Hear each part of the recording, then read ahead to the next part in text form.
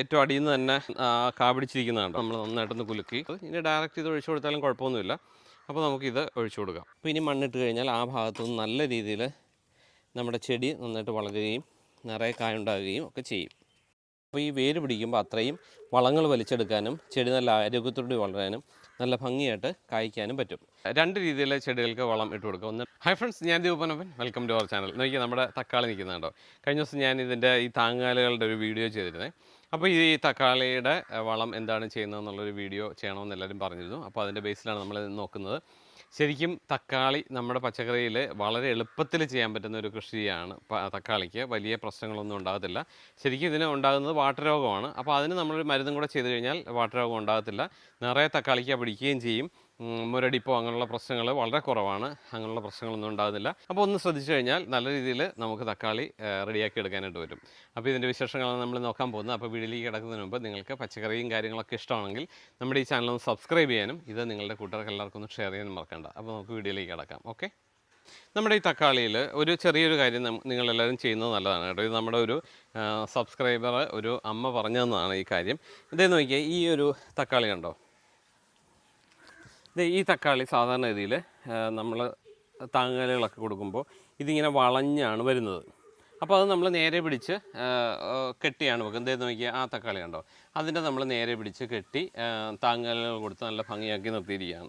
പക്ഷേ ഇതിനെ നോക്കിയാൽ ഇതിങ്ങനെ വളഞ്ഞു നിൽക്കുകയാണ്. ഇവിടുന്നാണ് നമുക്ക് നല്ല രീതിയിൽ ചെടി ഭംഗിയായിട്ട് വരുന്നത്. അപ്പോൾ ഇത് നമുക്കൊന്ന് കറക്റ്റ് ചെയ്ത് അതൊന്ന് മണ്ണിലാക്കിയിട്ട് വേണം നമുക്കൊന്ന് വളം ചെയ്യാൻ. അത് നല്ലതാണ് കേട്ടോ. അപ്പോൾ ഇവിടെയുള്ള ഈ ഇലകളെല്ലാം ഒന്ന് മുറിച്ച് കളയാം. വേണ്ടാത്ത ഇലകളെല്ലാം ഒന്ന് മുറിച്ച് കളഞ്ഞിട്ട് നമുക്ക് ഇതിനെ ഒന്ന് താഴത്തേക്ക് നമുക്ക് മാറ്റി കൊടുക്കുക. അപ്പോൾ ഇവിടെ നിന്ന് കെട്ടൊക്കെ ഉള്ളത് നമ്മളൊന്ന് അഴിച്ച് അതിനെ ഒന്ന് സെറ്റാക്കാം. മുമ്പ് ഞാനൊരു കുപ്പി വെച്ചിട്ട് ഇതുപോലെ ചെയ്യുന്ന വീഡിയോ ചെയ്തിരുന്നു. അപ്പോൾ അത് കണ്ടിട്ടാണ് ഒരു അമ്മ ഇതുപോലെ കമൻറ്റ് ചെയ്തത്. അപ്പോൾ ഇതിനെ നേരെ താഴത്തേക്കാക്കാം. ഇപ്പോൾ ഇതുണ്ടോ, ഈ ഒരു തക്കാളി ഇതിനകത്തുനിന്ന് വിട്ട് നിൽക്കുക. അപ്പോൾ ഇത് ഫുള്ളായിട്ട് നമുക്ക് താഴത്തേക്ക് മാറ്റാം. ഓക്കെ ഓക്കെ അല്ലേ, ആണോ? അപ്പോൾ ഇത് നോക്കിയേ, ഇത് ഈ രീതിയിൽ നമുക്ക് താഴത്തേക്ക് മാറ്റി ഇവിടെ നമുക്ക് കെട്ടിക്കൊടുക്കാം. കെട്ടിക്കൊടുത്തിട്ട് ബാക്കി മണ്ണിട്ട് കൊടുക്കാം. അപ്പോൾ ഇങ്ങനെ ചെയ്യുന്നതിൻ്റെ ഒരു പ്രത്യേകത എന്ന് പറഞ്ഞു കഴിഞ്ഞാൽ ഈ തക്കാളി ഇപ്പം ചെയ്തിട്ടുള്ളവർക്കറിയാൻ പറ്റും, ഇതെവിടെയൊക്കെ നമ്മൾ മണ്ണ് വീഴുന്നോ അവിടെയെല്ലാം നിറയെ വേര് പിടിച്ചോളും. അപ്പോൾ ഈ വേര് പിടിക്കുമ്പോൾ അത്രയും വളങ്ങൾ വലിച്ചെടുക്കാനും ചെടി നല്ല ആരോഗ്യത്തോടെ വളരാനും നല്ല ഭംഗിയായിട്ട് കായ്ക്കാനും പറ്റും. അപ്പോൾ അവിടെ നമുക്ക് മണ്ണിട്ട് കൊടുക്കാം. അപ്പോൾ മണ്ണ് നമ്മൾ റെഡിയാക്കാനായിട്ട് നമ്മളെപ്പോഴും ചെയ്യുന്നത് പോലെ തന്നെ മണ്ണ് ചെയ്യാനായിട്ട് ഞാൻ ഇപ്പോൾ ഞങ്ങളുടെ ഇവിടുത്തെ മണ്ണ് എടുത്തിട്ടുണ്ട്. ഇത് എല്ലുപൊടിയാണ്, എല്ലാവർക്കും അറിയാം. ഡയറക്റ്റ് ഇങ്ങനെ കൈ കൊണ്ടൊന്നും എടുക്കണ്ട കേട്ടോ. ഇത് വെറുതെ നമ്മളൊരു ഇതുകൊണ്ട് ഇതുപോലെ തന്നെ എടുത്തിടുന്നതാണ് നല്ലത്. അപ്പോൾ എല്ലുപൊടി ഇടുന്നത് നമ്മുടെ ചെടികൾക്ക് നല്ല രീതിയിൽ പൂക്കാനും കായ്ക്കാനും ഒക്കെ നല്ലതാണ്. അത് കുറച്ച് താമസിച്ചേ റെഡിയാകത്തുള്ളൂ. ഇതൊന്ന് മണ്ണിൽ ലയിച്ച് വരണം.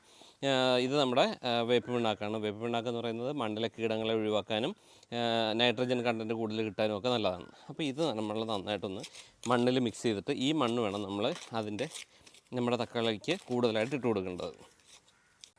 അപ്പോൾ ഈ തക്കാളിക്ക് താങ്ങാലുകൾ കൊടുത്താൽ മാത്രമേ നല്ല രീതിയിൽ ഇത് വലുതാകത്തുള്ളൂ. അപ്പോൾ അതുകൊണ്ട് അത് പ്രത്യേകം ശ്രദ്ധിക്കണം. നമ്മുടെ ചട്ടിയിൽ ഈ കമ്പ് ഇങ്ങനെ ഇരിക്കുകയാണ്. അപ്പോൾ നമ്മൾ ഇനിയാണെങ്കിലും വളമൊക്കെ ഇട്ട് ഇളക്കുമ്പോൾ ആ ഭാഗം അതൊന്ന് ശ്രദ്ധിച്ച് വേണം ചെയ്യാൻ. അവിടെ അതുണ്ടെന്നുള്ളൊരു ഓർമ്മ വേണം. നമുക്കിനി ബാക്കി നമ്മുടെ മണ്ണ് ഇട്ട് കൊടുക്കാം.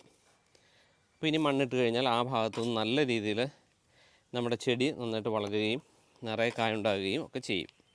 അപ്പോൾ അതുപോലെ നമ്മൾ ചെടി വെക്കുമ്പോഴാണെങ്കിലും നിറയെ മണ്ണിട്ട് വെക്കാതെ ഒരു പകുതിക്ക് മുകളിൽ മാത്രം മണ്ണിട്ട്, ഇപ്പോൾ ഞാനാണെങ്കിലും ഇവിടെ വെച്ചിരുന്ന ഈ മണ്ണിടാനുള്ള ഒരു സ്പേസ് ഇവിടെ ഉണ്ട്.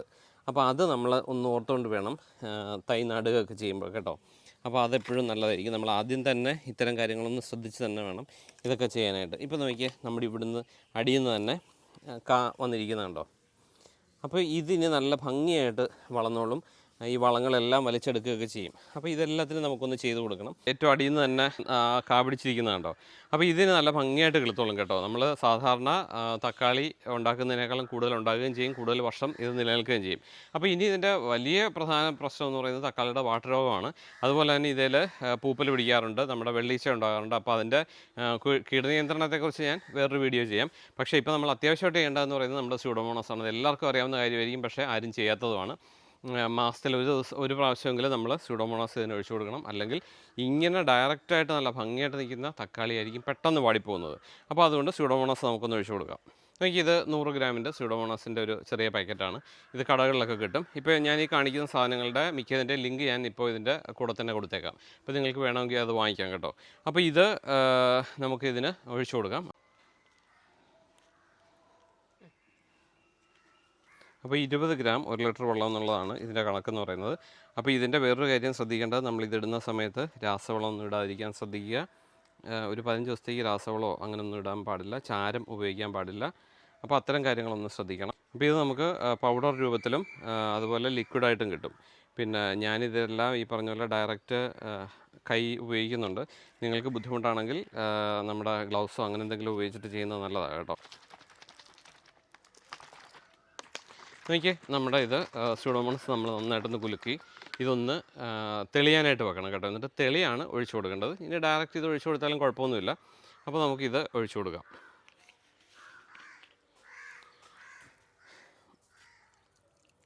അപ്പോൾ നന്നായിട്ട് ഇതിൻ്റെ 1 ലിറ്ററെങ്കിലും ഒരു ചെടിയുടെ ചുവട്ടിൽ വരത്തക്ക രീതിയിൽ വേണം ഇത് ഒഴിച്ചു കൊടുക്കാനേ. അപ്പോൾ ഇത് എല്ലാത്തിനും ഒഴിച്ചു കൊടുക്കാം. പിന്നെ ഇതിൻ്റെ വളത്തെക്കുറിച്ച് പറയുകയാണെങ്കിൽ നമ്മൾ ജൈവ രീതിയിലാണ് നമ്മൾ പൂർണ്ണമായിട്ടും ചെയ്യുന്നതെങ്കിൽ ഞാൻ ചെയ്യുന്ന രീതി എന്ന് പറയുന്നത് നമുക്ക് ഇത് എല്ലുപൊടിയാണ്. നമുക്കറിയാമല്ലോ, എല്ലുപൊടി നല്ല രീതിയിൽ പൂക്കാനും കായ്ക്കാനും ഒക്കെ നല്ലതാണ്. അതുപോലെ തന്നെ ഇത് കപ്പലിൻ്റെ പിണ്ണാക്ക് പുളിപ്പിച്ച് ഇട്ട് കൊടുക്കുന്നത് ചെടികൾ നന്നായിട്ട് വളരാനും പൂക്കാനും കായ്ക്കാനും ഒക്കെ നല്ലതാണ്. അതുപോലെ തന്നെ ഇത് നമ്മുടെ വേപ്പ് പിണ്ണാക്കാണ്. ഇതും എല്ലാവർക്കും അറിയായിരിക്കും, കീടനിയന്ത്രണത്തിന് ഏറ്റവും നല്ലതാണ്. അതുപോലെ തന്നെ നൈട്രജനും ഇതിനകത്തുണ്ട്. അപ്പോൾ ഇത് 3ഉം ഞാൻ ഇട്ട് കൊടുക്കാറുണ്ട്. 2 രീതിയിൽ ചെടികൾക്ക് വളം ഇട്ട് കൊടുക്കാം. ഒന്ന് ഡയറക്റ്റ് ഡ്രൈ രൂപത്തിലുള്ളത് ഇതുപോലെ തന്നെ ഇട്ട് കൊടുക്കാം, അല്ലെങ്കിൽ ദ്രവ രൂപത്തിൽ ഇട്ട് കൊടുക്കാം. ശരിക്കും ഇത്തരം വളങ്ങളെല്ലാം കുറച്ച് അലിഞ്ഞ് സമയമെടുക്കാൻ, ഇതിനകത്ത് എല്ലുപൊടി അലിഞ്ഞ് റെഡിയായി ചെടികൾ വലിച്ചെടുക്കാൻ പാകത്തിന് ആകണമെങ്കിൽ കുറച്ച് സമയം എടുക്കും, 2-3 മാസമെങ്കിലും എടുക്കും. അപ്പോൾ അതിന് പകരം ഞാൻ ചെയ്യുന്നതെന്ന് പറയുന്നത് ഇത് 3ഉം കൂടെ മിക്സ് ചെയ്തിട്ട് ഒരു പാത്രത്തിലിട്ട് വെള്ളം ഒഴിച്ചിടും. അപ്പോൾ ഒരു പിടി എന്നുള്ള രീതിയിൽ ഇതെല്ലാം എടുക്കും, എന്നിട്ടൊരു 3 ലിറ്റർ വെള്ളത്തിൽ ഒഴിച്ചിടും. അത് ഇതിനൊഴിച്ചു കൊടുക്കും. അങ്ങനെയാണ് ചെയ്യുന്നത്. അന്നേരം പെട്ടെന്ന് ദ്രവരൂപത്തിലുള്ള വളം കൊടുത്തു കഴിഞ്ഞാൽ പെട്ടെന്നായിരിക്കും ചെടികൾ അത് വലിച്ചെടുക്കുന്നത്. അപ്പോൾ അത് നല്ലൊരു രീതിയാണ്. ഖരരൂപത്തിലുള്ള വളങ്ങൾ ഇട്ട് കൊടുക്കണം, പക്ഷേ അത് കൂടാതെ നമ്മൾ ദ്രവരൂപത്തിലും ഇട്ട് കൊടുക്കണം. അപ്പോൾ അതാണ് ഞാൻ ചെയ്ത് കൊടുക്കുന്നത്. അപ്പോൾ ഇതെല്ലാം ഇങ്ങനെയൊന്ന് ചെയ്ത് നോക്കുക. നല്ല രീതിയിൽ തക്കാളി പിടിച്ചു വരും. നമ്മുടെ വീട്ടിൽ ജൈവ രൂപത്തിൽ രാസ കീടനാശിനികളൊന്നും ഉപയോഗിക്കാതെ നമ്മുടെ തക്കാളിയും പച്ചമുളകും എല്ലാം നമുക്ക് വീട്ടിൽ റെഡിയാക്കി എടുക്കാൻ പറ്റും. എൻ്റെ സംശയങ്ങളോ അല്ലെങ്കിൽ നിങ്ങൾ ഉപയോഗിക്കുന്ന വളങ്ങൾ ഏതാണെന്ന് നിങ്ങളൊന്ന് കമൻറ്റ് ചെയ്ത് കഴിഞ്ഞാൽ ബാക്കിയുള്ളവർക്കൊക്കെ ഉപകാരപ്പെടും. അപ്പോൾ ഇതെല്ലാം ഒന്ന് ചെയ്ത് നോക്കുക. അപ്പോൾ തൽക്കാലം നിർത്താൻ, വീണ്ടും നല്ലൊരു വീഡിയോയിലൂടെ അടുത്ത ദിവസം കാണാം. അതുവരേക്കും ബൈ.